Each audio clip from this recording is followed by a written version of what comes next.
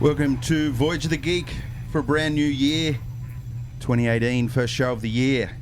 Joining me always, Dan Miller. Hello, hello. Regular Tom McGill. G'day. And fresh meat on the panel. They say that he may have even invented the question mark. Be gentle with me. Jeff Cotter, welcome on board. Hello. Gentlemen, is the year off to a good start? I'm opening that up to you because I do not want to be involved in that particular conversation. But tell me, how's 2018 been going for you so far? Like juggling chainsaws. So standard. Running chainsaws, It's yeah. pretty much standard. Tom, Yeah, it's an average start. you're still getting over There's Star Wars. always hope. You know me. Mm-hmm. I always hope that the year is young and it'll get better. New hope. She'll be right. And Jeff, anything exciting, my friend? Well, that's the problem. I've got already halfway through February just about, and I haven't won a major lottery, nor have any of my cashed up aunts died, so it's bloody awful. Things aren't looking good. No, it's downhill from here. Although there's a similarity. I think we all share the same dilemma. Yes. So tonight we're going to have a look at a fantastic film. I'm going to go straight out. Well, don't prejudge it. I'm throwing that straight out of there because I'm very picky with this type of genre that we're having a look at tonight, and I'm very picky with this particular director as well. So tonight we're having a look at The Martian, Ridley Scott, fantastic outer space, or at least in our solar system, film from 2015, believe it or not. Yeah, long time ago now. Yeah. And we had a look at it in a very unique way. How did Tom share with people how we watched this particular film? We watched it in your lounge in a fantastic home cinema-sized theater in 3D with headphones. Yep. It was the hyperreal immersion version of the film. It was. I'm hooked. And It was a good experience. copious alcohol. Alcohol. We don't remember the ending. I don't know whether I can watch another film in in the cinema there, the same way. We were sort of forced that way. We've moved into new premises here, and we're quite close, maybe about a brick thick away from the neighbours.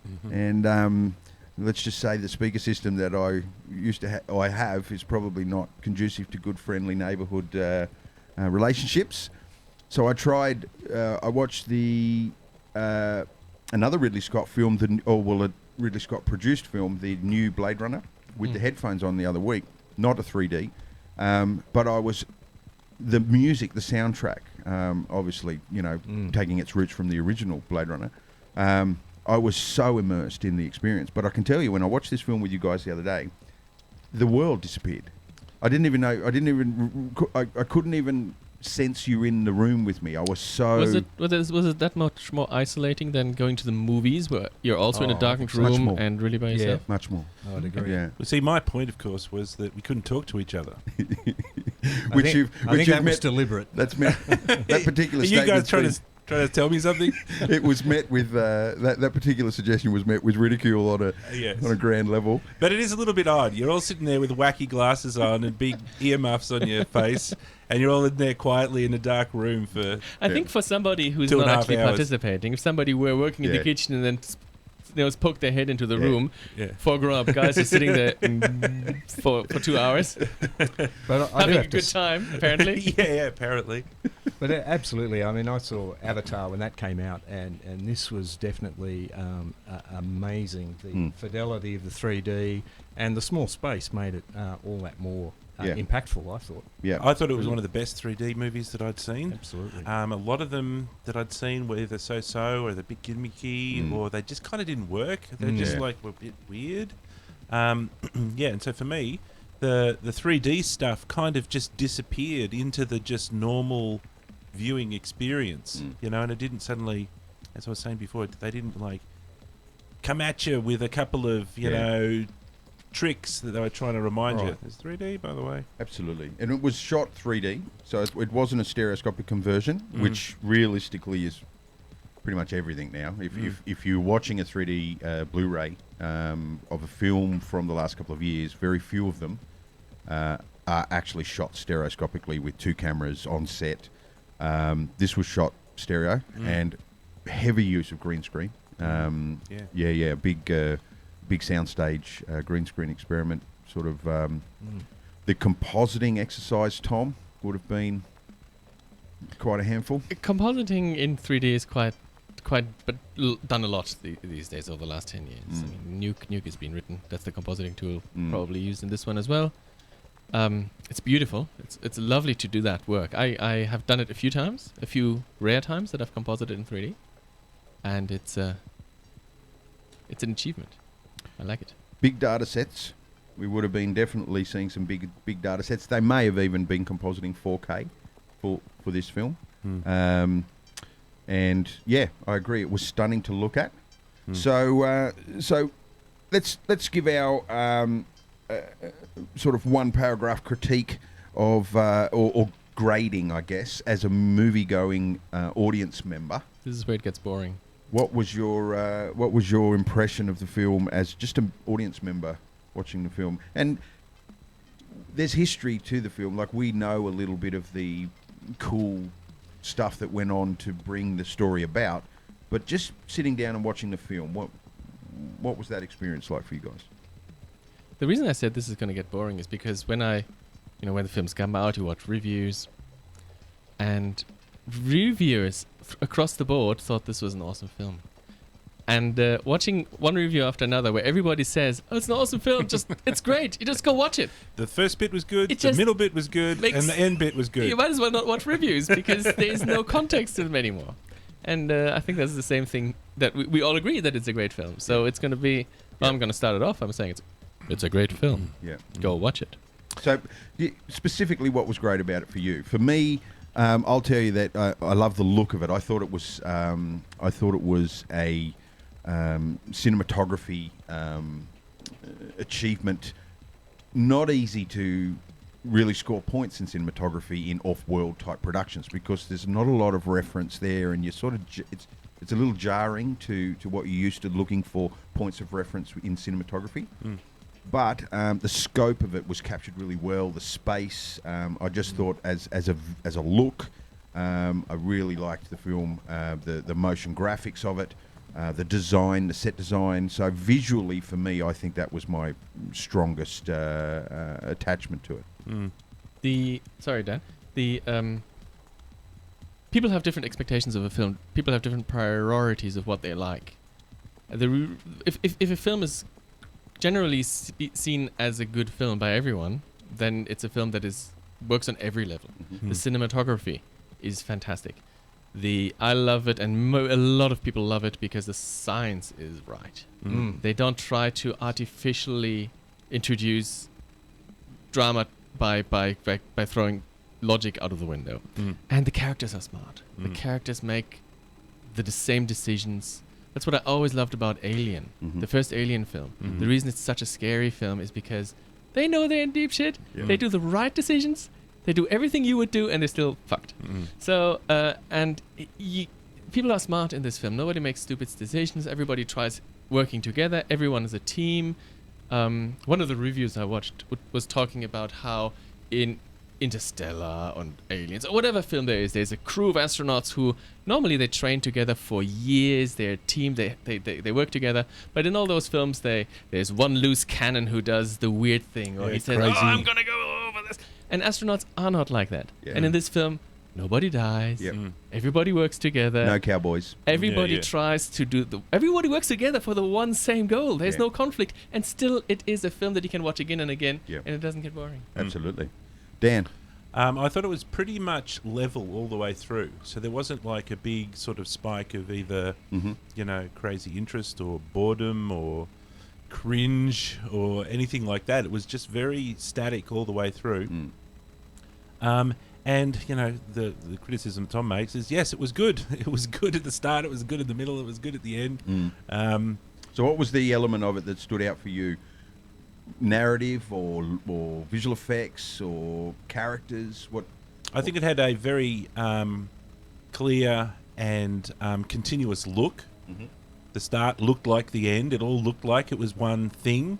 It all sort of blended together, like you were saying. The use of colour, the use of the technology, the way it was designed, the way that looked. And I'd like to talk about the story just a little bit more and just see if we can tease in, some things that might have been a little bit weird because we can't be too glowing, I don't think. Yes. But yeah, I was just really, I suppose I was just really satisfied with it, that it was a good, competent, well put together movie. Yeah. Jeff.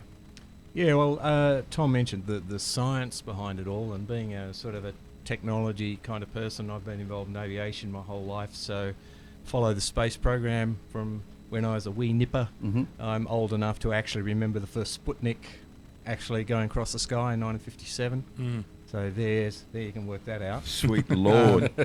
Hollywood does not do Take science. some big maths to work that out.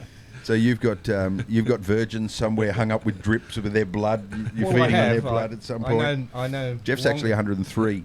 I no longer remember what to do with them, but Just yeah, Hollywood doesn't do science very well at all. No. And this is one of those rare movies. I'd say Apollo 13 was the other one that didn't, as Tom said, whip up artificial drama. They just let the story sell itself. The science is all pretty accurate. Yep. The book itself was written by an engineer, and all the engineering involved is accurate. So it'd be pretty difficult to make a movie and still pack that into 2.5 hours and be relatively true to the science which they've done. But what stood out for me, having read a lot of biographies of astronauts, being interested in that for a long time, there's the stereotypical view of the astronaut as the hard-bitten, heroic, almost robot. And the Mark Watney character, you actually see him going on quite a long emotional journey. He's shit scared at several points. He has a bit of a blub right near the end. So that really helped sell it for me. They didn't just portray a robotic automatic I think hero. any film that has somebody like Castaway, right? That's the Yeah. one that is a lot Yeah. often compared to, that shows a person in isolation for a long time, has to go that route of showing him doing the weird Yeah. personal Talking to a soccer himself ball. Yeah. things and talking about all kinds of stuff like not liking disco music and Makes him a bit human. A quick story from, I think it's one of the first moon landings with Buzz Aldrin, when they're trying to land the thing. You know the computer game with the lander going down and landing? Yep. That's like actually taken from what Buzz Aldrin was bloody well trying to do. It's not like a robot lands it in the perfect place. It's Yeah. like Buzz trying to fly the fucking thing for the very first It's, time. Neil flew it. Armstrong. Well, Neil. Yeah. Oh, was Neil. the Sorry. pilot. Neil. Yeah. Neil Armstrong trying to fly the thing for the very first time to land on the moon. He Yeah. has to do it first time live, Well, right? he only Yeah. had 30 seconds worth of fuel left when he landed. And Yeah, he's but- trying to find The thing that impresses me about that, which is why I've always been interested in astronauts, because they're weird people. They're usually very well educated. They all have advanced degrees in aeronautics. I mean, they're not cowboys. Yeah. But they do have massive coconuts. They do. Like but most of them are but they test don't act pilots. it. And Yeah, Oh, they're yeah. ex-test the pilots whole and stuff. test pilot yeah. thing, if you think a brain surgeon's got ego, Yeah. an astronaut's 20 times bigger than Yeah. that. John Glenn, on his first flight into orbit, was the first flight on the fearsome Atlas. They'd only ever flown it 3 times. 2 times it had blown up. It So it the- reminds you of Road Running Coyote, doesn't it? Like they literally strapped him to a bomb That's right. and tried to make the bomb strong enough that it could only explode out the bottom. Yeah. And just stuck It'll him on only the hurt top people of underneath. it. But the stuck thing- him on the top of it. The thing that's difficult to understand is that during the launch, John Glenn, his heart rate never went above 80, Yeah, right. which is what we have sitting in a chair. Neil Armstrong, Yeah. you mentioned, as the footpads touched the moon, his heart rate was 160. Well, And yet he was cool and Yeah. did everything correctly. when- So- and I think he was also, just 2 more side stories, he was looking out the window, and they had stuff painted, like angles painted on Yeah. the window, and that's Yeah. what he's using to Yeah, land. yeah. Right. The place I'm getting to is the co-pilot beside him. I read he was like watching the fuel gauge. Yes. All right, and he's Yeah. reporting to Neil, not Buzz, Neil Armstrong, we have 20 litres of fuel left, or whatever it is, 10 litres of fuel left, Yeah. 5 litres, and this is really, we have 30 seconds to live, 20, and he said that, and this I always remembered, that he wanted to jump out of his spacesuit and strangle like Neil Armstrong. He just wanted to grab him and yell at him. Yeah. It would have been. Yeah. It would have been Buzz. I love Buzz the- Aldrin. Like a lot of the moon landing conspiracy people approach him and he's and say, oh, you know, how can you live this life for as long as you have, and this sort of really confronting stuff. And there's a lot of videos of him. He's one of the few that will turn around and give as good as he gets, and he actually punched one guy right in the face on a very famous video. But I think also in relation to how competent and confident these guys were, had a lot to do with the fact that when you think about it, what were they flying 20 years before that, right? And think about all the jets and all of the inventions in aeronautics that happened in that 20 years. So these guys are strapping themselves into things that were just dreamt up by engineers and stuff like that. They had to have rocks like coconuts. Swear to God. And because they're doing Mark 1, Mark 2, whatever, you know, Buzz Aldrin and seeing their friends die. Yeah. Seeing several test pilots. If you ever go to Edwards Air Force Base, big town, 20,000 people, every single street is named after a dead test pilot. You're right. Most of the astronauts in the Apollo program, they all had experience when they'd be in a test pilot squadron. The usual thing was in a squadron of 20, 5 would be dead within 18 months, which is a death rate higher than combat. Very experimental. They would do time, that wasn't it? every day, go to the office as if it's their job. Oh, I might die today. Yeah, big deal. Yeah, Well, I think they captured that mentality in this film, didn't they? They did. You know, they were very professional. They knew their jobs. What I loved about the film personally was Hollywood kept its hands off it. The temptation might have been there to Michael Bay it and America saves the world mentality. The reality is they saved themselves, even because America didn't want them to save the guy. You know, they wanted to do the safe thing, and America had to actually get China's help to make it happen. Which is And that's a sign of the times, isn't it? When you look at Armageddon and what type of movie that was, a science-based film like this has been tried in the past and didn't go too well, and so they go the safe route more often, try to bend the science a little bit to suit the movie world. But this one, they pulled it off. I think they pulled it off really well. They had lots of NASA input, obviously. So it's not really a Hollywood movie, because it would have been Michael Bay with 15 explosions and everything and blah, da, da, da, da. Yeah. It was a science movie, you know, and some of the bigwigs at NASA, like I don't know the names, but it's like the guy in charge of the Jet Propulsion Laboratory on the something or other, you know, he's given input to it, and, you know... It's interesting you mentioned Aliens, because that's the same director, you know, Yeah, and he's good with science, and in his science fiction, you've watched Blade Runner, it's pretty sound, you know, it's set in a time, and it sort of makes sense, and they're not making up fairy science to make it all work. Tom, the story behind the story, you know, you're aware of it. Can you The blog The blog. and how the story, the book was based on what? Andy Weir is the writer, and he wrote. He's a science buff and loved astronomy, and even knew what his job was. I think he's a programmer. Yeah, he's some sort of rocket engineer, and he's written some... Not a rocket, I think not an engineer. He's a programmer, I think. But He does he have might know engineering better. background. Yeah. something to do with engineering. Yeah. And he wrote this story as a weekly or as an weekly. ongoing Yeah. little, you know, chapter by chapter. It got more and more audience live, where people were sort of giving him feedback about the story. The story was good. The story made sense. The story was scientifically accurate. Actual engineers from NASA, you know, people who knew what they were doing, physicists and so on, started giving him feedback and started giving him ideas. He sort of wrote the story thinking of one problem at a time. Jeff, you actually read the book, so you might be more qualified to talk on this. But I think he wrote it really. Sort of, what's the next problem that I can solve? And then he sort of worked through it and solved it. And he said that there's a few problems that he came up with that he couldn't solve. So if the power source, the nuclear power source that he digs up, if that had failed, he would have been dead. Yeah. So one thing he couldn't do in this, if he had found a solution to fixing it somehow, he would have put it in the story. And there's a few of those things. Like if the water had run out, he would have died. If he hadn't been able to, if food ran out, he would have died. So there's a few things that he couldn't solve. And everything else that he found a solution for, he said, okay, I'm going to make that a problem and then show in the next chapter how we can solve this one. Yeah. Cool.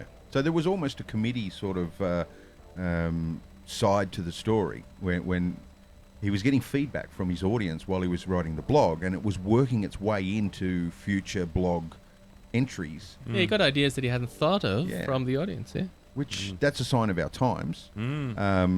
They say writing is a solitary activity, but to write something as good as this and actually involve your audience while you're writing it, That's you- crowdsourced. You thing. normally That's a don't new millennium sort of publish thing to do, until isn't it's it? finished, Mm, right? yeah. For him to just publish, he probably didn't ever think of writing a book. He just, I'm going to write this neat little story. In fact, when he did publish it, and he had a huge crowd of followers, and he published it on Amazon for the cheapest possible price, which is 99 cents. He made it essentially available for... It was available for free, anyway. And then when he published it on Amazon, he sold more copies that way for people who wanted to give him the $1. There's more downloads from Amazon than there were downloads of the free version. You read the book, Jeff. Is it how much does it depart from the book, the film? Almost not at all. It leaves a bit out because the book it's almost exhausting. It's one detailed engineering problem after another, and I didn't know about the blog thing, but now that you describe that, you can see that in the book. And it's exhausting because he goes into the incredible detail, and that makes it fun and interesting how he solves these problems. And each one he has to solve in an offbeat kind of way. And had someone told me that was going to be made into a movie, I'd said, no, that's never going to work as a movie.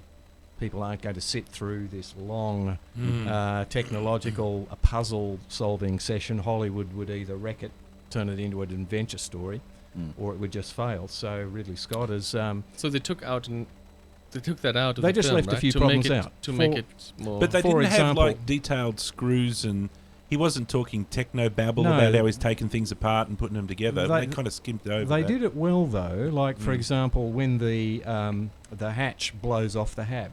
Yeah. If you recall, suddenly the hatch blows off, and that's when he loses, his crop. Yeah, instantly. That was in the book. It's because of metal fatigue, because there were 3 hatches, and he was using the same one all the time, and it was designed for them to be used in cycles. So he wore the hatch out basically. All right. But they just left that out of the movie, and you saw it explode, and with no explanation. But I don't think that was a negative at all. No. It didn't particularly. Well, out of it being a good movie at the start, the middle, and the end, these were some of the things that I picked up on Right. as being the weird things. Like, Right. why did the hatch just suddenly blow up one day? Yes. Because it wasn't explained. All that you saw was a little rip, boom, Yeah. and then Yeah. it's... Yeah. Yeah. And I found that a little bit jarring. And I think from a storytelling point of view, it's a bit odd that it's kind of out of the hero's control. He can't Yeah. do anything. I think, if I was doing a rewrite, it would have been cooler if he fucks it up somehow. Right. He's getting careless. Yeah. And he screws something up somehow. Like, for example, I think once he almost walks out of the hatch without his helmet on. Yeah, That's at the start. right. It's at the Yeah. very He end. does too, yeah. When he's leaving. Yeah, Oh, yeah, at the end. Yeah. And he goes, dope, and goes back. Yeah, I thought that think- was a great scene. I thought they could have made that just a little bit more explicit No, with that's him. fantastic. Yeah. There's 2 things that I can think of in the film which they shouldn't have done because they went to the Hollywood thing of over dramatizing Yep. it. Yeah. One is at the start when the sandstorm hits and they have that escape vehicle which sits vertical, and they say, "Oh, when it tilts 10 degrees, That's a bit we're cheesy. stuffed." Yeah. And then it tilts 10 degrees, and Yeah. it tilts 11 degrees, and it tilts 12.5 degrees. So Yeah. that was not necessary. Yep. And the other one was that cowboy rescue at the very end with the launching the Yeah. similar vehicle Yeah. under a tarp and then flying with his glove open. It The was others pretty are there crazy. on a MMU with a. Well, let's take the first one first. I think Shall we talk about the film? Shall we maybe start? we could maybe talk about the film. I said to you when we Spoilers, were by the watching way, it that like- I'd heard that the writer wasn't happy with the arbitrary nature of the reason he's stuck on Mars. And then when I watched the film, I thought, because I think the writer, what's his name? Andy Weir. Andy Weir said that he had to contrive a way to get him stuck alone. It's Right. difficult to get a whole crew to leave their comrade behind. Yeah. Yeah. Right, and remember we've got a realistic crew and we've got everybody realistic, and Yeah. it's Yeah, so it's a bit It's unreal. got to be a bit contrived, but And so when I watched it, I was like, that seems fine. You know, the storm, I the thought thing, so. everybody's running, and then somebody hurt, and then you have to leave. That Yeah. seems fine. But what I think the thing was the science of it was what he was complaining about. That's right. Is there's only 1% oxygen, 1% air or whatever on Mars, and you're probably not going to get super duper storms that actually are much of a rocket Well, I think endangering. the thing he was unhappy about was the fact that he had to have what in his suit get punctured and these biosensors to say that he was dead when he Yeah. wasn't. Yeah. True. That's another So thing. that means you had to have something pierce the suit, Yeah. damage the sensors, wipe them out, but then seal the hole with his own blood so that he had just enough air to live in Yeah. the suit. That's what happened in the book, and you could kind of see that in the movie. But yeah, it was a little bit of a stretch, but it is a movie, so you do have to allow a little bit of dramatic license. Wind speeds on Mars have about a 10 times conversion rate. So if you have a 300 kilometers an hour windstorm here on Earth, that on Mars would feel like a 30-kilometer breeze. Oh, really? Yeah. Yeah. Because they don't have that air density. It's just not dense enough. Yeah. The wind could be howling. In fact, if you could take your helmet off, for me to talk to you through Martian air, I would have to scream at the top of my lungs, hoping that you could hear me. Yeah. Yeah. And what I don't know about, but can imagine, of course, because the air is thinner, my voice would presumably sound extremely deep. Yeah, yeah. I think. No, because just be very faint. I found doesn't the density change the pitch as well? Because in your lungs, like if I inhale helium, I it does, yeah, it does something to your larynx. Density doesn't change; it just gets very faint. It does. There's definitely something that happens in your larynx. what's absolutely. helium do? That's exactly what Yeah. helium does. Helium is a different density, and But it's a lower density because it rises. So actually, my voice might be higher. I don't Yeah. know. Maybe one of our 6 listeners can. I think Tell it'd be us more. higher. Yeah, maybe. My guess is it will be higher. Yeah. One thing I found interesting about the film is that you almost forget that it's until the airlock blows and all these plants get killed. He picks one up and it just crumples in his hands. It's frozen. You're reminded instantly that it's a frozen wasteland, Yeah. but it doesn't look like a frozen wasteland because everything's The sun is shining. Everything's warm colours and the sun is shining, and it's not for him explaining that he has to have the nuclear core to keep him warm in the vehicle. Yeah. That plant scene just reminded you instantly that. Well, I've actually seen that happen when I was at school. I won't tell you how many decades ago that was. We did an excursion to the National Standards Laboratory in Sydney, and we were like a 17-year-old, 16-year-olds, very impressionable, and they were showing us the exciting science stuff. And the technician got out a jar of liquid nitrogen. Yep. You know, steaming and bubbling, and wow, I'd never seen this sort of stuff before. And he had a rubber tennis ball, stuck that in the liquid nitrogen for about a minute, pulled it out, dropped it on the floor, broke like a light bulb. Yep. So we were all, wow. And then before we could react, he got his finger, held it up, stuck it straight in the liquid nitrogen. There were screams, girls were fainting, everyone's running around in circles, ripping at their arms with beer bottles, pulled his finger out and it was okay. Mm-hmm. He explained that had he left it in for 10 minutes, yes, it would have frozen solid and he could go like that, break his finger off. Yeah. But he was very careful before he did it to wipe his finger completely Of all dry. moisture. Yeah. Because any moisture on the skin would have frozen the finger. So a few seconds is okay because it takes a while for the temperature to work its way through. So the scene in the movie where the plant is frozen solid, that would probably be what would used happen. to do that. I used to throw plants in With liquid liquid nitrogen. nitrogen. Well, I used to be a biologist before I was a Oh, special right. effects artist. Of course. And in the laboratory, what we used to do. Have you ever been a grave digger? Some things we do not talk about on the Okay, podcast right, because right, it's sorry. public. No, we used to do the gloves, the latex glove gloves. Right. You inflate them and tie them off as a knot in the end. So you have this inflated glove and you drop that in liquid nitrogen and the same effect. You hold it out and you just drop this latex glove and just go shatter. Nice. That's why you got into cinema. Obviously, sorry to run away here, but you've obviously got two fans of liquid nitrogen that you've just got fired up. Liquid nitrogen. Fans of liquid wow. nitrogen. Getting all sciencey and stuff.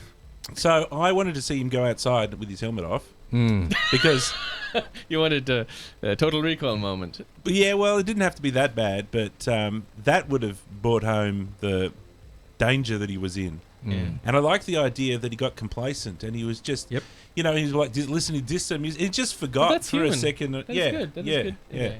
Make Um, mistakes. Was it this film where someone said that, like, without a helmet was it either in space or Mars? Without a helmet, the saliva in your mouth boils within Oh, 2 possibly. seconds or something like that. Yeah, possibly. Well, your blood, the gas in your blood it start boiling out. But it you doesn't mean can- it gets hot. No. It just- It's a low pressure, but it you don't die. You get bruises. You get the bends You essentially. die from the like what you inside do. out. But you can survive. Human body could even survive in space for In up fact, to a minute. astronauts do Without- have contingencies for like a suit puncture. You can live, as you say, up to a minute. Yeah. So That's Princess possible, Leia, like, should have lived. You don't explode. No. You don't explode. No, it's just 1 bar difference. That was right? scientifically It's not, sound. the problem is the speed with which it happens. If we ever do a Star Trek show, we can talk about beaming and my problems with beaming from on a body from normal pressure to a different planet which has pressure differences. They should all immediately get the blood bends. boiling if they did. Yeah, they should. But yeah, humans. There's only 1 bar difference between space and our air pressure here, which is the same pressure difference as if you dive down in your swimming pool down to 10 meter swimming pool. But if you dive down to 10 meters in the ocean, you don't get squashed, and in space you don't explode. All right, a couple of other problems with the movie, because it's a good movie in the end, so we've got to dig a little deep to get some issues.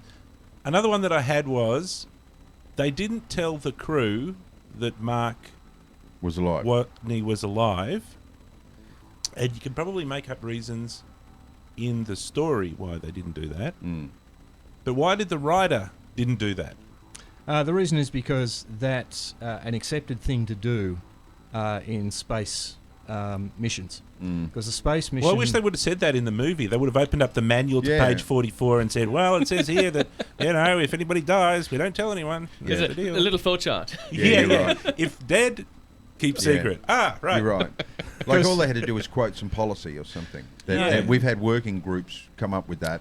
But right? why is That's that, the Jeff? NASA way, is all they needed to say. Well, it's basically that a space flight, and the Martian showed that, it's really a crew of about 2,000 people, 4 or 5 of which are in a tiny capsule way out in space. The rest are down on the ground. So it's a team effort. And this actually happened with John Glenn in the first orbital mission. They got a signal that his heat shield was loose. And if his heat shield actually was loose, that's a death sentence. He would burn up during re-entry.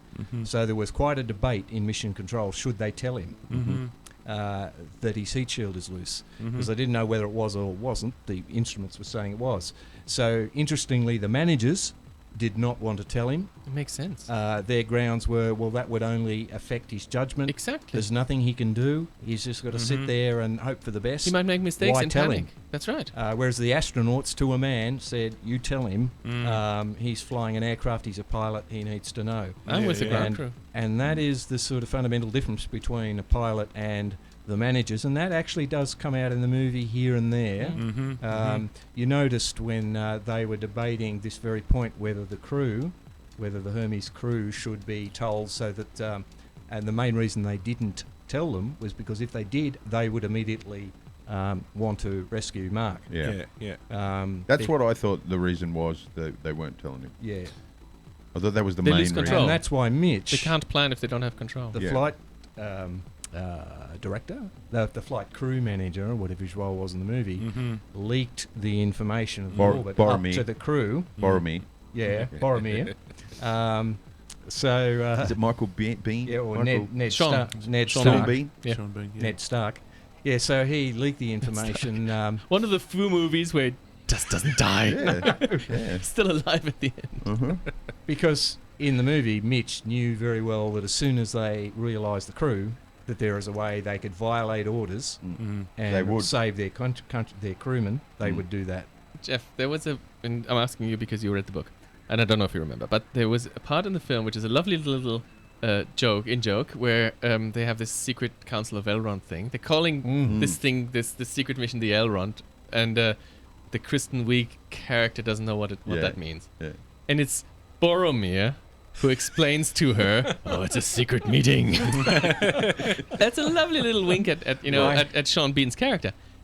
But you can only make that joke if you have Sean Bean playing that role. Is that is it called Elrond in the book? That is very interesting. I can't remember that being used. I'm going to go and check that out now because I've got the electronic copy. I can do a search. Yeah. Mm-hmm. Yeah. So that's an interesting point. You would almost have to hire Sean Bean to make that Just joke to make work. that joke, yeah. What did we think of That's the Glover character, the soon-to-be Lando Calrissian, which will probably the stay with him for Steel-eyed his Rocket Man, whatever his name was. forever. Rich Purnell. The young scientist, Yeah, the young guy. Rich Purnell, yeah. that calculated that they could use the coyote slingshot maneuver around the planet He to is go back and. in charge of another problem part I have in the film. So there's a few storytelling issues I have for the stupid I've got audience. a problem with him as well. Did you want to go first? No, you go. You go. One, as I said, is the tilting thing, which falls over at 10 degrees and doesn't. Yep. And when he explains to all the bigwigs at NASA how it's going to work, all these people who are rocket scientists, and he takes out a pen and he runs through the room and runs circles around the NASA administrator just to explain to them what an orbit is. Because he explains it to the audience, not to them. Yes. Yeah. So that's another filmmaking thing that they should have assumed that the audience is a bit smarter. Yes.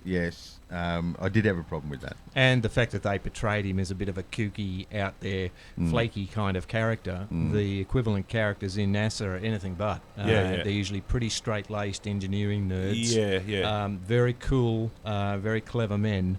In fact, my little story on that, you remember in the movie when Mitch radios up the maneuver details to the crew, and he has to let them know that he's giving them something important without it being picked up. Rich, not Mitch. No, Rich is the... Mitch was Sean sorry. Bean's character. Yes, sorry, Rich and Mitch. So the message to the crew was the Rich Purnell is a steely-eyed missile man, I should say. Yep. So that's a reference to long history in NASA. No one knows where it really started from. It was the early 60s. That was the term you gave to an engineer who solved a very difficult problem under very trying circumstances and became heroic through it. You were a steely-eyed missile man. And if I just quickly tell you the story, the first known use was Apollo 12, when one of the flight controllers, John Aaron, he was 24 years old, the exact antithesis of this guy. He was very straight-laced, had the thin black tie, the pocket protector, but very cool, very brave under pressure. And when Apollo 12 launched, 1969, the second flight to the moon, they got hit by lightning 30 seconds into the launch. All the electronics got lost. All the batteries disconnected. Everyone was in a state of shock. It's really interesting to listen to this transcript. Nobody knew what was happening. Flight control, 20 seconds went by when the crew were talking to ground control and nothing was coming back other than Roger. No one knew what was going on. Conrad, the crew, the commander, he said 30 years later he was still seeing all the alarms on the panel in his dreams. There's flashing lights, and normally you get one or two lights come on to say there's an alarm. The whole board was lit up, and then another lightning bolt hit them 15 seconds after the first one, and no one knew what was going on. Everyone was in a panic, and the crew, being astronauts, they're trained not to panic. So they couldn't say, what the shit is going on, down to... And John Aaron, he was the flight controller, electrical engineer. After about a minute, and they only had 30 seconds to go before they had to abort, and Conrad, the commander, had his hand on the abort handle, 30 seconds to go, and John Aaron remembered that a year earlier, when they were doing one of the ground tests, one of the instruments had exploded, and he saw this particular pattern on the instruments when all the batteries went dead, and this looked similar. So he radioed up a command, try turning SCE to AUX. Auxiliary. Yeah, to auxiliary, and SCE stands for Supplementary Conditioning Equipment. So he radioed that he said to his flight director, tell them to turn SCE to AUX. Flight director, you can hear on the transcript, this is NASA. What the fuck's that? I don't know what that is. They were shitting themselves. So he didn't know what that was. He asked his assistant flight director, and they're trained to know everything. They didn't know, so they radioed it up, didn't know. Radioed it up to Pete Conrad. He was the commander. Wasn't it only that one person in the crew even knew Yeah. where that switch Pete was. Conrad didn't know what it was. Yeah. He actually radioed back FCE to AUX, NCE to AUX, no, SCE to AUX, and the rookie on the crew, Alan Bean, who was sitting on the right-hand side, he had happened to have been in a simulator a year earlier and remembered something similar. So he actually said he knew where it was and flipped the switch. For years after that moment, the crew, who were actually friends in real life, which was unusual for astronaut crews, they would joke about the fact that here they were with every light on the instrument panel lighting up. Conrad had his hand on the handle, ready to abort, which was a 50-50 proposition of death. And they're radioing up this command. None of them knew what it was. And you didn't want to say, I don't know what that is, you're an astronaut. When all of a sudden Bean's voice comes, I think I know what that is. So John Aaron was the first then to get the title Steely-Eyed Missile Man, because he'd operated under extreme pressure, come up with the right answer, and it happened again on Apollo 13.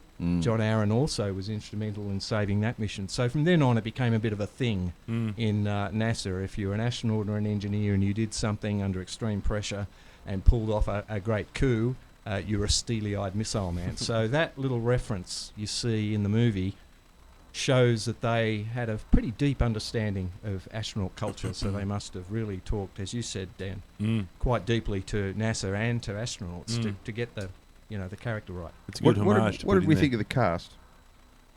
Oh wait, I haven't finished on the scientist dude. Oh yeah, with the Who's stapler. Rich. Yeah. Rich, yeah. Rich Purnell, the steely-eyed missile man. The steely-eyed missile Rich man. Purnell, yeah. He, your complaint was he was treating the characters, Donald Glover. treating the audience like they He were a was bit acting stupid. he was treating the NASA people stupid for the sake of the audience. Yeah. Okay, so my complaint about it was that they had the blackboard behind him with the 4 million equations, and he had that brainstorm that he never tells anybody because he's got to check the facts, and then he's got to go and use his thing on the supercomputer later on. He needs a protractor. And then in the end, he's like, I have this amazing plan. We'll fly around the Earth and go back. And I was like, is that really that amazing? Yeah. You sure there wasn't a couple of other steely-eyed missile men in the building? He said, you know what, we could just fly around and go back. Yeah. No, I know where you're coming from. The fact that it floors people, or that there were only one human could come up with Seemed like that. a genius thing, but It seemed like it probably would have been on a short list of potential ideas. yeah. So yeah, the cast. We're talking, of course, about Donald Glover, who's soon to be Lando Calrissian. Very talented human, actually. Getting his space chops. He's a musician. organised. He's and accomplished. Everything he does, And he's he's an accomplished. astrophysicist too. Apparently, but only with staplers. Yes. My gut feeling is, and I'll start it off here with the cast, because the cast is important to pull off a movie like this, right? I'm not sure there is a lot of actors that could have done what Matt Damon did in a film like this.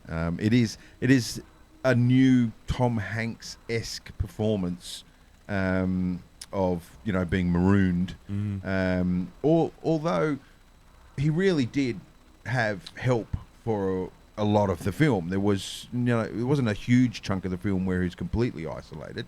But as an actor portraying the science and the emotion and everything that was needed, I don't know is there any other actors you could think of that might have done that? No, I think Matt Damon, if I were to sit someone down and convince them of his scope as an actor, I'd show them The Martian and True Grit.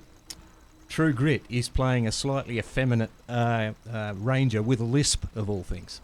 So it's a quite different performance altogether. You could roll Born Identity in there and then really roll it out. Like, he's got incredible range. He has. But I guess his first film foray in the world was as a smart-ass, sciencey genius type, which was, the first film he ever acted in, wrote and directed, and won an Academy Award for. So Is that Good Will Hunting? Good Will Hunting. So he does the boffin well. But I think in this film, he had a maturity about him. I don't know. When I was watching the film, I'm thinking, I don't know whether there's many actors that could do this. No. They could pull off this role and carry the film. He had to come across Does as an have to carry. astronaut, i.e., a fairly brave, courageous kind of person, but still show the emotional impact of being marooned, be Robinson Crusoe, be terrified, be brave, all of that. Mixed in a bit of good comedy here and performance. there, which I thought worked well. The Yeah. constant reference to disco music and stuff was good. And the reference to eating in human shit. Yes. Yeah. I think he's a big reason why it was a successful film. Yeah, I to agree. look at. The other big players, I guess, Jeff Daniels' character, the guy that was in charge of NASA, he's a brilliant actor. I did like his line, that slightly comedy line, when the crazy stapler scientist dude comes in and he's like, "Yes, I'm the head of NASA." Yeah, Who are you again? Yes. I'm the head of NASA. your boss. Yeah. Yeah. Yeah, that was a good moment. Yeah, and The Kristen, one on television all the time. Kristen Wiig, right? Who's Yeah. one of the funniest women on the planet when it comes to film, right? Yeah, She's she wasn't- absolutely brilliant. I think she can hold her own in a dramatic role. But She you, seemed a little com- forced to me, to be Yeah, honest with you. Yeah, you're used to seeing comedy from her, and Yeah. she was a bit. No, out of all of the steely-eyed missile men who Yeah. were all straight, yeah, played straight, yeah. she was the. You should have to say she was the quirkiest Well, of she them was all. a PR person. She was a promotions person. Still, it stuck out a little bit on Yeah. the extreme.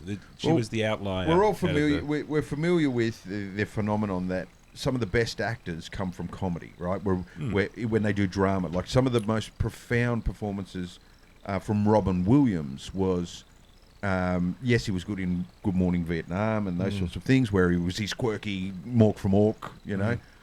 But it was the drama stuff when he was playing serial killers and stuff like that. That He was really it- good at. very disturbing stuff. And he even look at Eric Bana when he did Chopper. Oh, that was And Eric Bana brilliant came from performance. television in Australia, the Fast Forward series and doing voices and Yeah, I loved it mimicking so much. politicians. Just and his stuff like that. performance, I bought the movie. Yeah. Just because of his Same performance. Here. Same here. So Yeah. comedy actors, male comedy actors, good ones, tend to make pretty good dramatic actors. Even Yeah. so one of the creepiest roles in cinema history has to be Jim Carrey's role as the cable guy. That's being stalked by Jim Carrey, but does the same thing translate for women?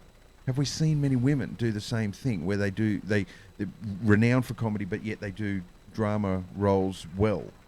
Do we see the same thing? Is there anything that stands out? There's nothing that stands out that I No. can think of at the moment. No. And is that the industry that doesn't give that person a chance or something? I don't know. Or is the same translation not made? Not sure. I don't know. But Speaking the of cast, I thought the cast was powerful. comedy, did you know that this film won a Golden Globe in the category of Best Comedy and Musical? Best comedy or musical? Yeah, that's because of something with the... Eh? Yeah. Yes. What? Because it had David Bowie singing No, in there's it. something with the actual categories They of were the Golden Globes. There was so What, the many. stupid category? Yeah, no, there were so many good films, good dramas that Yeah. year that they were afraid of the competition. So That's they right. entered it into the comedy/musical Yeah. category Yeah. and got away with it. Right, that's crazy. And then not only won did they it. get away, then they won it, and Matt Damon got the Golden Globe for Best Actor in a comedy/musical. Well, you had him bopping away to Hot Stuff. In the, in Yeah. Yeah, the, so there was a joke in there too, and that might And there have was justified they changed the rules for Golden Globe nominations immediately afterwards. did So they? you Right. can no longer do that. Yeah. So they twisted the rules. So if it's comedic drama, it has to be ended into drama, and this is not even a comedic drama. Yeah. That's ridiculous. All right, I got 2 more story points for you, and this might need the analysis of the book reading Jeff. Story point number 1 is, what's the little spaceship that he has to find that he goes and digs out of the sand because he needs it because it's got a radio on it? that was Pa- the Pathfinder. Pathfinder. Pathfinder. Yep. Pathfinder. What was he hoping to achieve with Pathfinder? Communicate. Because I'll tell you what happens in the movie. Yep. Our hero, Mark, finds a thing that can communicate with Earth, and our other heroes on Earth are watching him do that, and they find the other end of the receiver, and they pick it up at the same time and say hello. Mm-hmm. But what was going through Watney's mind, because he doesn't know or can't expect that they're going to suddenly be on the other end of the receiver. Yeah. You see what I'm saying? Yeah. But So, Jeff, answer that question. they still would have. Well, I can tell you, No. they still would have spoken to each other. The quirky thing is that they spoke to each other at the same time, only because Earth saw him driving in a direction and then got ahead of what he was remember, up if to. that didn't happen... But if he what had would- dragged it back, they were looking at him. He knew they were looking at He him. knows there's satellites. No, There's no, satellites no, around Mars. No, he didn't know. Yes, he does. No, he didn't know they were looking at him. No, he because didn't know they were looking at it, but, but he he knows assumed that they were there looking are at it. probes around, that Mars is being photographed. yeah. And if they, he probably assumed that they might No, see that he's alive. not buying it. Not buying it. Not buying it. Because if he knew that, He assumed, he hoped. when he got the little cord on the thing with his little feet and he did the circle, Yeah. he would have written across Mars, "Help me!" Yeah, in yeah. gigantic friggin' satellite seeing letters Yeah. with the rover. Yeah, you're right. That was one thing that was missing. That Because if he had have must just called up, yeah, that's right. it would have just been that in that shed. Yeah. There would have been that, the other Pathfinder under the tarpaulin would have been like, bleep, bleep, bleep, bleep. And Well, like, it wouldn't have been powered on. Yeah, exactly. Well, they actually are. Those things, Pathfinder and Sojourner, they have missions that are years long. Yeah, but the spare one in the shed I'm not wouldn't saying have been that. powered on. Yeah, I'm talking about the Yeah. one in the shed that he was trying to. That communicate with. that would The have one been back so on The does- one on Earth. No, that would be Yeah. on because they run those missions for years, even after they... the one under the But tarp. in the movie, Yeah. it wasn't on. I know, they shouldn't have It was shown the it backup, wasn't sitting it? in... No, that was the actual... the simulation unit that Oh, they okay. used. Yep. So it was a bit of a stretch, but it's plausible. But And they had would to... we have complained if he had have put "help me" on the ground? No, I think that would have actually improved the story. Like, it would have because- made sense, but would we have said, "Well, that's a bit obvious"? No. I thought I would have said that's a genius move, and I would have liked it more if he said in his journal, Yeah. there's satellites flying up above, and they're taking shots. There's a chance that they will be looking at the site trying to find my body. Yeah. My next other part of the problem that I also had was, remember that there is also, and this is related to exactly what we're talking about. Remember that there was the geeky girl, the geeky scientist chick. Yep. She is remarkable because she's the second person to find Watney on Mars. So you remember, she's at work one day with a coffee, and she walks in, and somebody calls her on the phone and says, and she says, "Oh, what? I'll have a That's right. look." That's and she right. looks on the thing, and they're like, "Oh, there's Mark Watney. Yeah. Huzzah! Yeah. I'm the second person to find him." Yeah. So this was odd in the story. Why wasn't she the first person to Yeah. find him? She could have been. Why didn't she be like, "I'm just going to check the satellites. I've Yeah. got a brainy idea. Hang on a minute. Look what I'm finding here." Yeah. And then she would have been the hero. But strangely, somebody who we don't even know, who we never even heard of, Yeah. talked And I to her on the phone. wonder, was that in the book or something? Was there some amateur astronomer or somebody? Or were they trying to be overly technical and say, well, technically she wouldn't have access to the Yes, satellite, yeah. so it would have been from the other department that they would have had to call some on university Tuesday morning? somewhere was looking through the data and they Yeah, saw yeah. a discrepancy. Yeah. But then they've got the other scientist dude with the staplers lying around, sleeping on his couch, not doing anything at that time. Yep. I could have pulled him out, and he's like, "Hang on a minute, I've got a genius idea."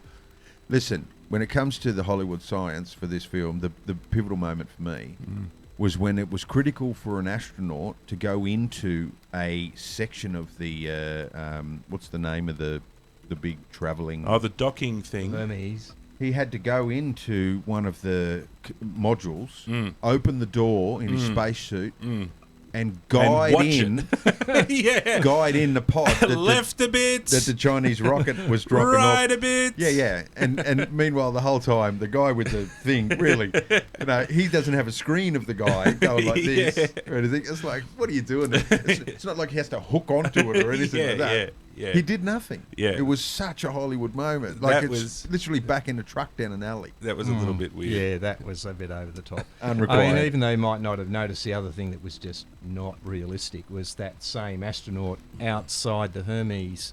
Yeah, with no tether. travelling with no tether, no Yeah, I thought that manoeuvring. was in. insane. Bouncing That over would the never- surface. yeah. He only needed to go That- like that in the wrong place and you're gone. Whoa, whoa, whoa, that whoa. would never happen, and I presume they put that in just to wreak a little bit of drama, Yeah. because his Bit of girlfriend tension. then was tense and worried whether he'd actually make it. So you need a little bit of. Yeah. But fear. then, if they put it in because of the So- drama, they didn't get any payoff from the drummer. They Yeah. didn't have a moment where he was like, oh, oof, Yes, oh, that's oh, right. oh, oh, you That's know? right.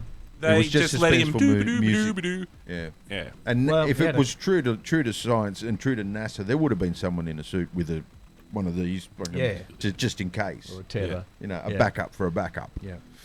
Okay, and I've got one last complaint with the movie. When he took his truck and he had to go across the desert Mm-hmm. in his space truck, Yep. he put a bubble on the roof. Oh, yeah. Yeah. And I don't know why he put a bubble on the roof. Yeah. It's In oxygen, the wasn't book, it? there is a major chunk which is all about how he can get all his life support systems into a thing the size of a Volkswagen to Okay. make a voyage of 3,000 kilometres. Right.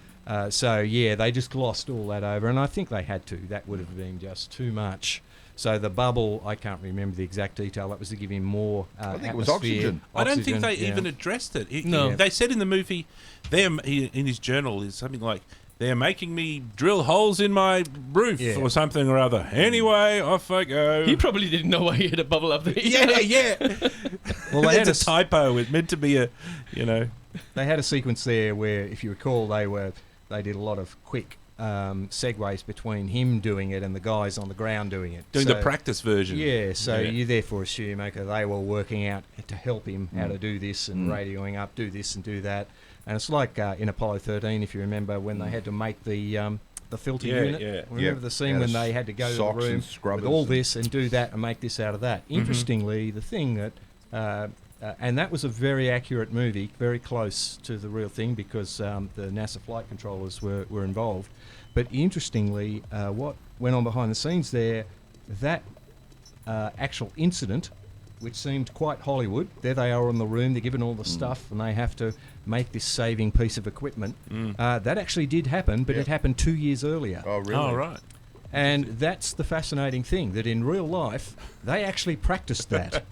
What would happen if this and this happened? We'd have to make an actual filter, Yep. a junction unit, out of what's on the spacecraft. All right, let's try and do it. And they wrote that down. Yeah. You can So imagine. that then when it finally happened, they were able to say, oh, hang on, there's a procedure We for have a that procedure somewhere. for this. I reckon that's actually Awesome. more amazing, but Yeah. it Yeah. wouldn't really fit in a movie. So I imagine that as like one of those ice-breaking episodes when you've got a bunch of techies in the room who've never met each other before, and they're like, "Hello, everyone. Yes, All yeah. right, we're going to do a little exercise. Let's imagine we only have spaghetti, and we only have 2 rolls of masking tape, and we have to glue 2 spaceships together. and we have to make the Okay, Taj form Mahal. groups. Everybody form groups. I think you bang on the money too, mate.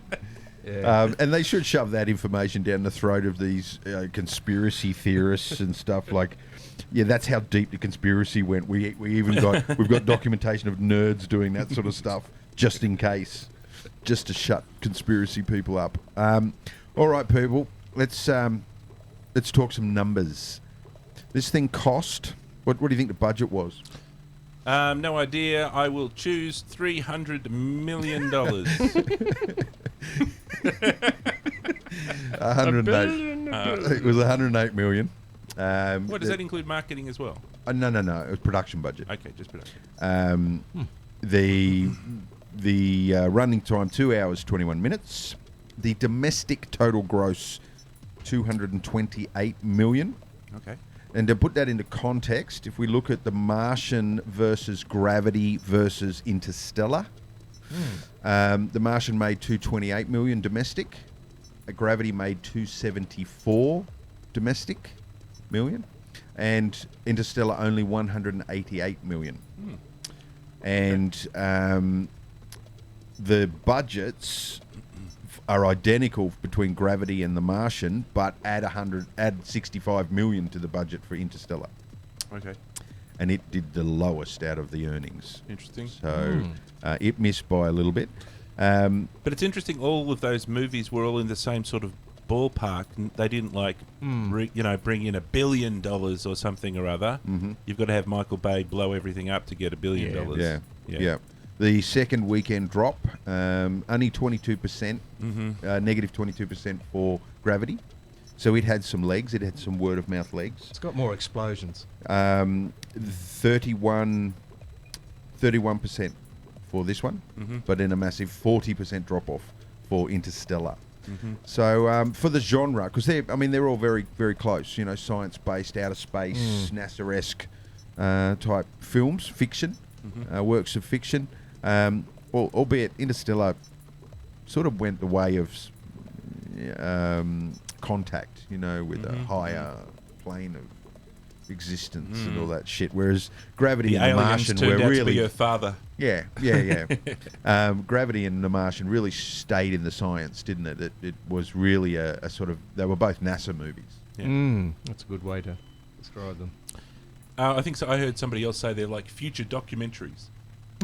Yeah, and I would agree with that. So yeah, worldwide, 630 million for this film.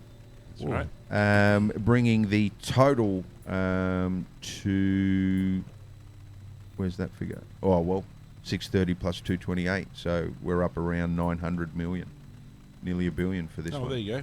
So it's a very little known, very successful film because, Quietly successful. you know, there's a lot of people that don't really know what this thing's all about and never took the time to go and see it. So I think the marketing on this film dropped the ball. Yeah. Whether it's hard to market a film like this or not, I don't know. But I'm surprised. The only reason I really noticed it was everyone because saw I'd it. read the book. It didn't seem to make much impact on Turn me. up The on the marketing. radar. Yeah. yeah. All right, so we have our rating system. Are we at that point yet? Well, Nothing else to talk about? In the I don't film? know. Well, let's quickly talk about the visual effects quickly.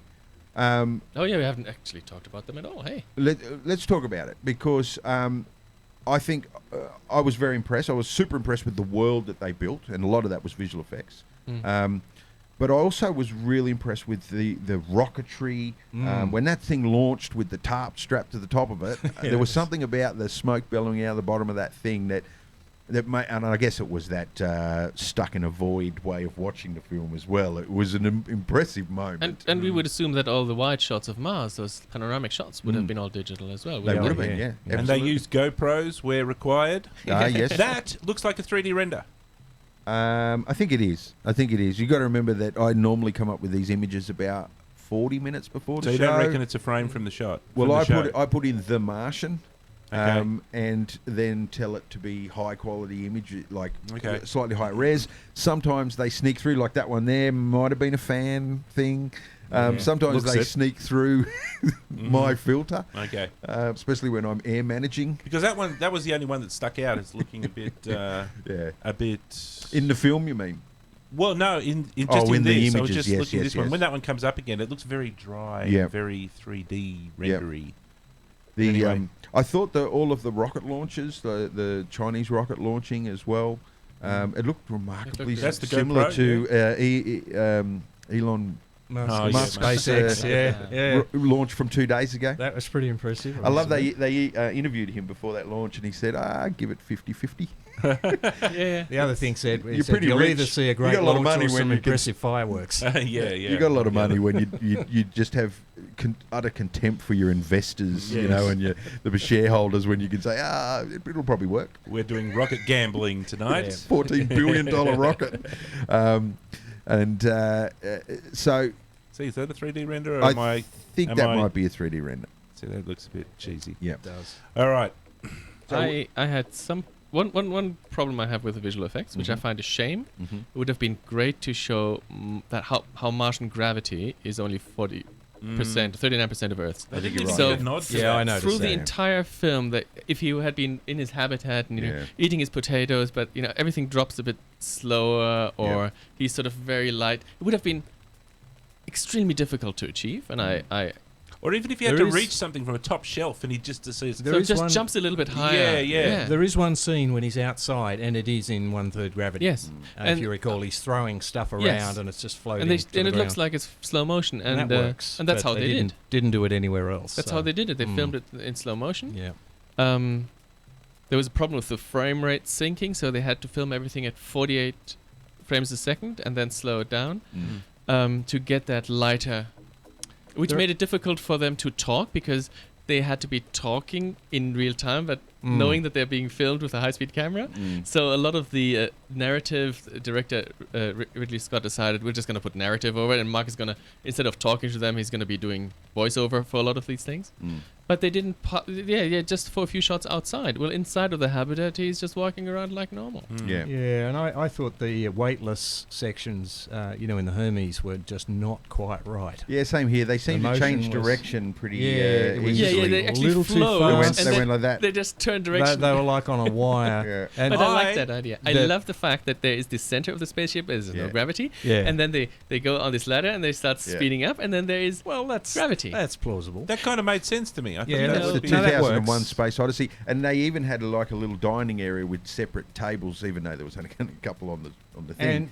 And you could see the curve of it. They'd Yeah. have to build a table and chair here, and a table and chair there, and a table and chair there. Andy Weir himself did the maths after seeing the film or seeing the trailer, and he saw the what's it called, the spaceship, the Hermes, Yeah. turning, and he measured the size of the astronaut against the window, and he measured what the diameter of the ring is, and then did the calculations of that the actual gravity in there at the rate at which it is moving would only be 0.2 g. Oh, yeah, really? you'd have to Yeah. do like a circus ride. should or have something. been rotating much There's, faster. Yeah. there's only still one way to do weightlessness in movies. CG is just still not good enough. It doesn't look quite right.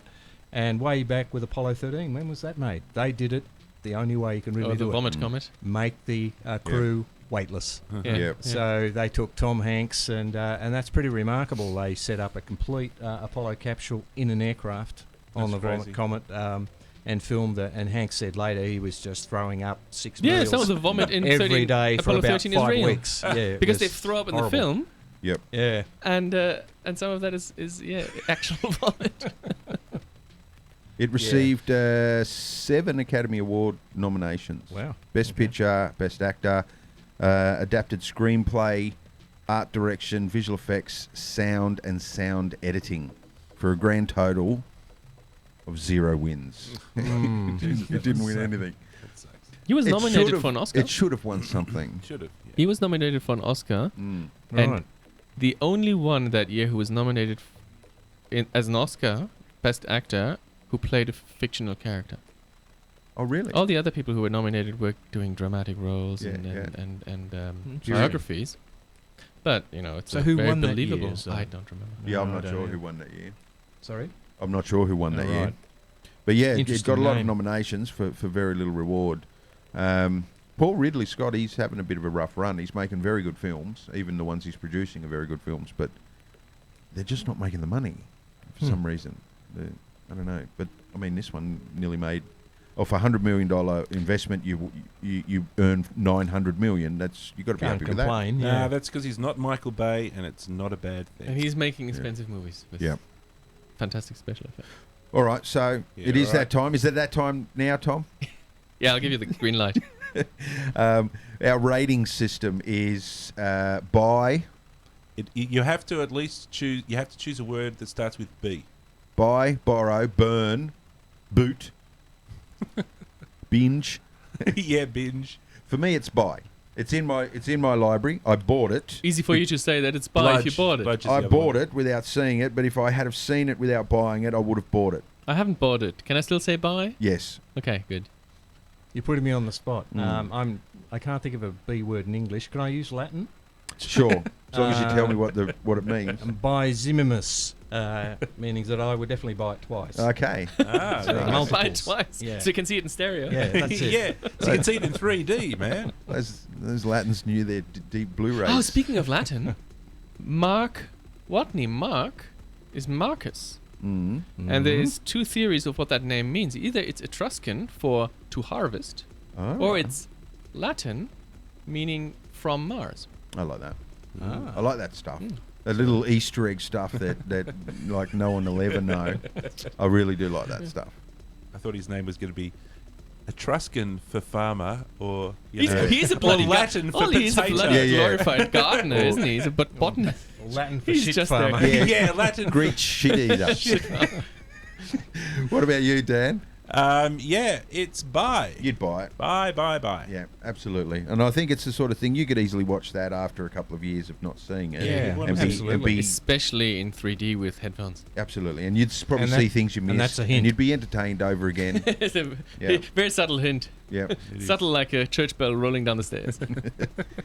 Well, that's And- it for us for another show, gentlemen. Unless there's anything other exciting, any news in relation to this film, I think we've covered it.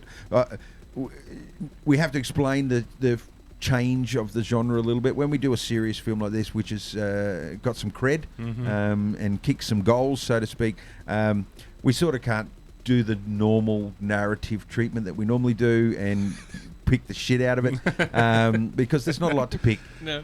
We really had to struggle. Oh, yeah, we had to nitpick, really, Yeah. didn't we? Yeah, You we had know. that. We had nitpicking wound up to 11 on this Yeah, particular film, and now and then we will do a serious film like this because it's worthy of that sort of treatment. But rest assured, the nitpicking will be wound back up to 11 very soon. I mean, after all, we do have to do the new Star Wars film, Do we know? and it's worthy of some of those 1950s science Yeah, fiction. let's do a back-to-back. Zombies Ate My Wife and The Last Jedi. And we'll have to do that soon. But the other thing Double also feature. is Dan's in the middle of doing some social media networking type stuff where we're going to Twitch, and we're actually going to Twitch as we speak, and to YouTube. We're also going to get on board a bunch of other social media. So over the next couple of weeks, we're hoping to spread our Social media wings. yes, which is better than the seed, which is probably not the statement I wanted to say. Also, we're jury rigging air conditioners, so there might be a bit of noise in the background, which is fitting for this particular film. And so that's why there's a bit of a difference for 2018, but we'll be back in our format pretty soon after we work the kinks out. Thanks for joining us, Jeff, for the first time for you. Did you enjoy the experience? It's been quite terrifying and traumatic, and I'll probably have nightmares for weeks. The bruises will go away. But I've enjoyed it. The alcohol helps. It does night help. It always does. You got to grease the wheels, so to speak. Okay, gentlemen, that's it for us for another week for Voyage of the Geek. Until next time, bye for now. Auf Wiedersehen. See ya.